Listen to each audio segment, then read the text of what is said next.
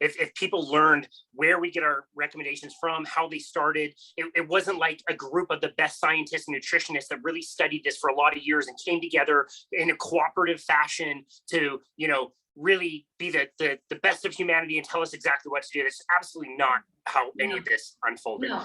And I Wow. I get why this is happening. It's very hard to do a nutrition study. There are so many variables.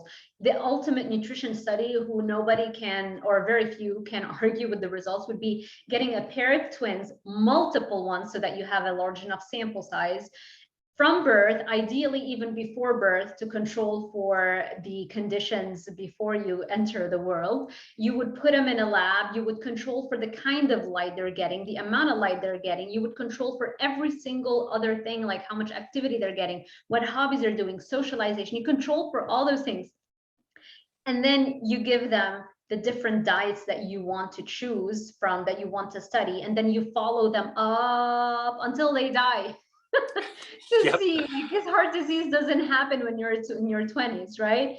That would be the optimal nutrition study. Clearly, that is never going to happen. Even if there is a willingness to do that, no ethical review board would sign off on that, because That's right. you can't bring children and enroll them into that. So the best thing we can do is do a randomized control trial, but at least for 6 months, ideally you would need like 2 years, and still with that, that's short-term results. This is why I go back to evolution. It is the optimal study of plant-based versus animal-based. Just go back to our ancestors and see that our ancestors that branched off and started going in a vegan direction, they went extinct, versus the ancestors that gave birth to us, our lineage, they went in a carnivore direction and they became stronger, and that's who we come from. The vegan, that we already did that vegan experiment, they went extinct. That's right. So. That's right. This is where the value comes in when we're talking to people who are into, paleoarchaeology, people like Dr. Bill Schindler, Dr. Mickey Bindor, people we've interviewed in the past who have studied evolution, and they know that man was a fat hunter. We needed fat. We needed animals. Plants don't grow 365 days out of the year. They're not giving you food all the time. And the food they give you is vastly different than what most people would recognize in a grocery store today. It's totally, totally different. And without that evolutionary context, it would be very difficult to kind of parse those things out. But you're absolutely right. I do want to go back to some of those, the anti-nutrients that you find in plants. This is where I think it gets to be a little bit weird, and people get to, they start thinking like, wow, spinach may not be the very best thing for me. My kale smoothie in the morning might not be the best thing for me. Can you explain a little bit why plants have so many chemicals that fight back? And can maybe we can get into some of those other plant toxins that can cause a lot of damage? Yeah, not only is a spinach smoothie not the best thing you could do, it's probably the worst thing you're doing to yourself right now. Exactly.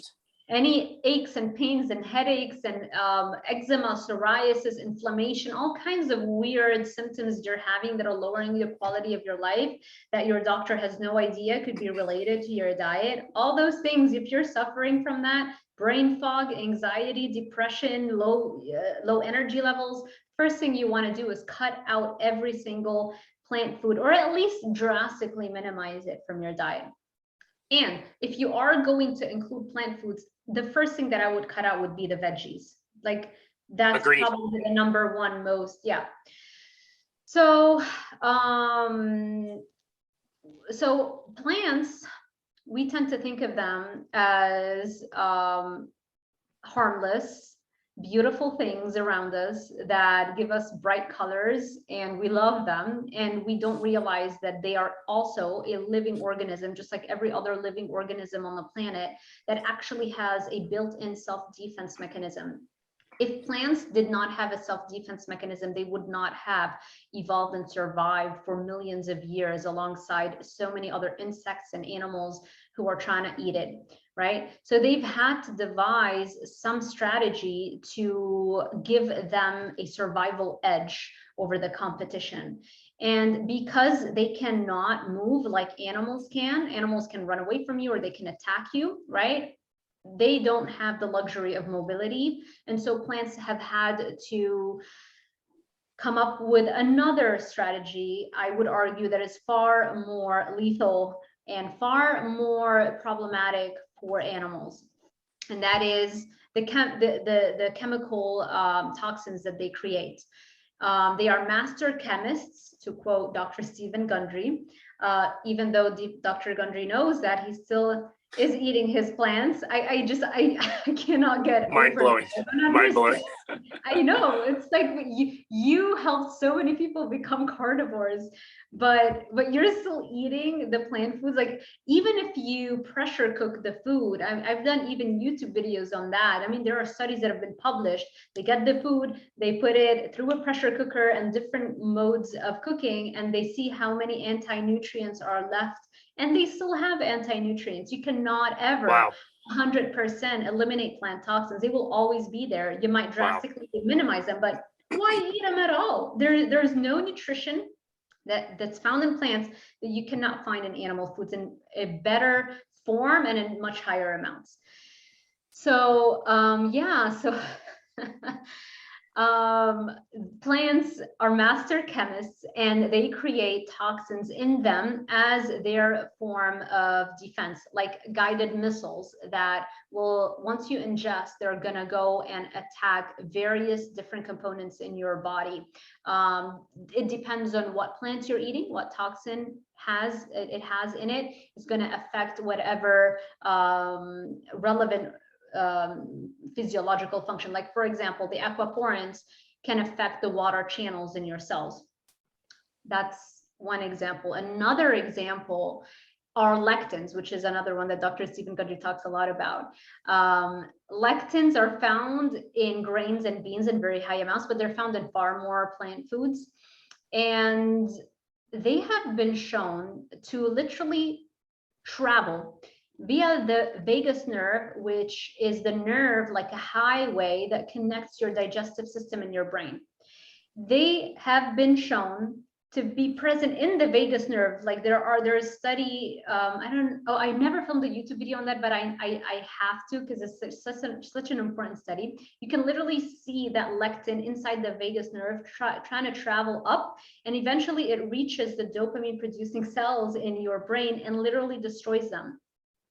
And wow. Yeah, Dr. Paul Mason. Yep. Did I say that right? Yes. Yep. I haven't watched a presentation of his recently, but I urge everybody to check out all his talks. He's got a wealth of information. He talks about that study in one of his presentations. I think he has one only on lectins. So if you can find the talk that he's given on lectins, he talks about that study, and he shows you the picture of that lectin traveling in the vagus nerve. And he's talking about how lectins can lead to Alzheimer's disease, because and Parkinson's, because Parkinson's is particularly characterized by the destruction of dopamine producing cells in the brain. And so if you're eating lectins and they're traveling via your gut, reaching the dopamine cells and destroying them, what do you think is going to happen if you have that genetic tendency and it runs in your family? What do you think is going to happen when you're 60 or 70 or 80? Yeah, that's right.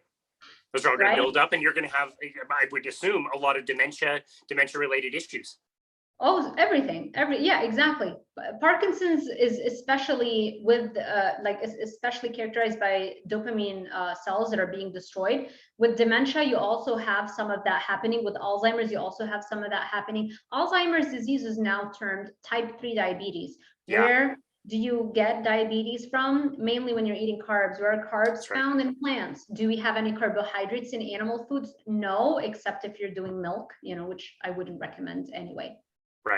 Right. Yeah. No, that's a wonderful explanation. What are some of the other smaller toxins that maybe are not talked about as much? We talk about lectins and oxalates and those kinds of things. What other things have you found? You mentioned fruit in particular, and I can't remember the chemical you mentioned there. Salicylates. Salicylates is another one. They're found not only in food, but various other plant foods as well. But the reason why it's important for people to know is because there is a subgroup of influencers that, and just not just the influencers, like there is a general idea in the carnivore world that, fruits are harmless and it's fine and it's just the fructose, but maybe the fructose isn't that great. No, it's not just that. It's also that they also have defense mechanisms in the form of salicylates. And we almost never talk about that. So you do have defense chemicals in fruits as well. Persin, I mentioned in avocados. I think it's also found in parsley, I believe. I'm not 100% sure. I'd have to check it out. Cashews has urushiol in it. And it's funny because I shared one time on my Instagram how you can never eat raw cashews. And my friend who went to school together, she texted me, she's like, I eat cashews all the time and I eat them raw. I'm like, you're not eating them raw, honey. It's steamed, because they have to steam them to remove the urushiol first before you can eat them. So you think you're eating raw cashews, but they have been already pre-treated.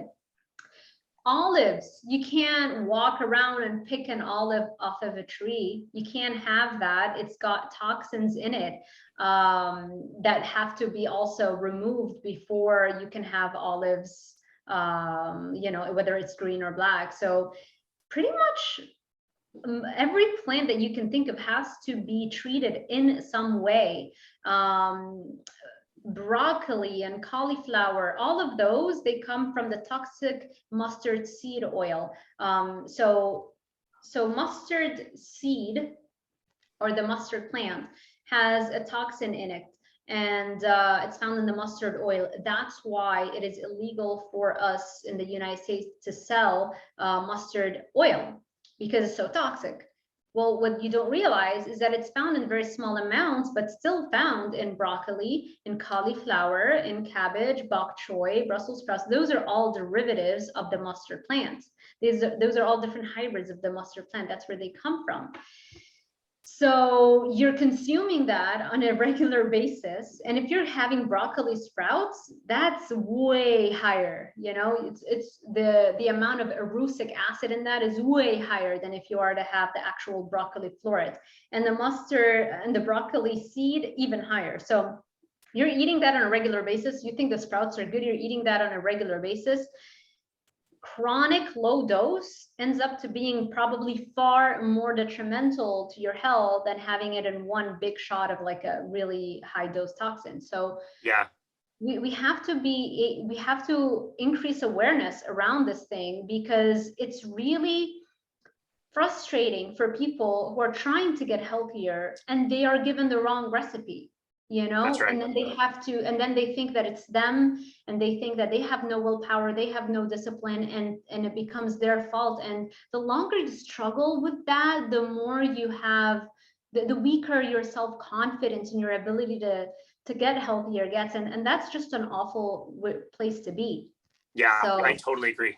I totally agree. yeah. And you mentioned the hybridization of those plants. A lot of people don't realize, like, broccoli has not been around in the way that you think it has for very long. Cauliflower, you know, Brussels sprouts, all those things you mentioned, they were bred, they were hybridized. They didn't exist in the way that you would see them in a store 1,000 years ago. Yeah, so in the 1800s, Italian farmers would grow some broccoli, but it wasn't until the mid 1900s that Americans actually started to eat broccoli, because some Italian farmers came over and brought the seed with them and started growing broccoli here, but it wasn't that prevalent. Up until the 1950s, it was still not that prevalent, but around that time is when we started looking at broccoli as a normal part of dinner or lunch, and people started eating a lot more of that. So it's crazy.